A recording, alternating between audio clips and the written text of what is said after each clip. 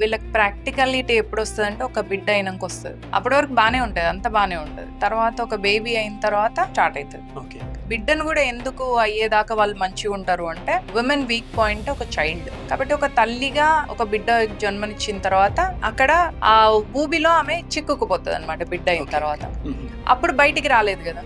ఆ తర్వాత కూడా మేము కొన్ని కేసెస్ లో ఎట్లా అంటే 2-3 పిల్లలు అయినాక ఆమెను పిల్లల్ని ఇద్దరిని వదిలేసి వాడు ఎట్టని వెళ్ళిపోతాడు. అట్లాంటివి కూడా చూసాం. అయినా కూడా ఆమె అక్కడి నుంచి వెళ్ళి బయటకు వచ్చి ఆ బుర్కా తీసేసి మళ్ళీ హిందూ సమాజంలోకి మళ్ళీ మన సైడ్ కి రాదు. ఎందుకంటే తల్లిదండ్రులు వదిలేస్తారు అప్పటికి. అక్కడనే ఏదో ఒక రూమ్ తీసుకొని 3 పిల్లల్ని చేసుకొని అక్కడనే ఏదో ఇండ్లలో పని చేసుకుంటూ ఏదైనా కిరాణం షాప్ లో అట్లా పని చేసుకుంటూ బుర్కాలు వేసుకొని ఆ పిల్లల్ని పెంచుకుంటూ ఆ ఊబిల్నే ఉంటది తప్ప బయటికి వచ్చి మళ్ళీ నిలబడదామని అని అనుకోదు. 1. 2 ఆమెకు ఫ్యామిలీ అప్పటికే టైస్ కట్ అయిపోతాయి టోటల్ గా. తల్లిని పిల్లల్ని యాక్సెప్ట్ చేయరు మళ్ళీ తల్లిదండ్రులు.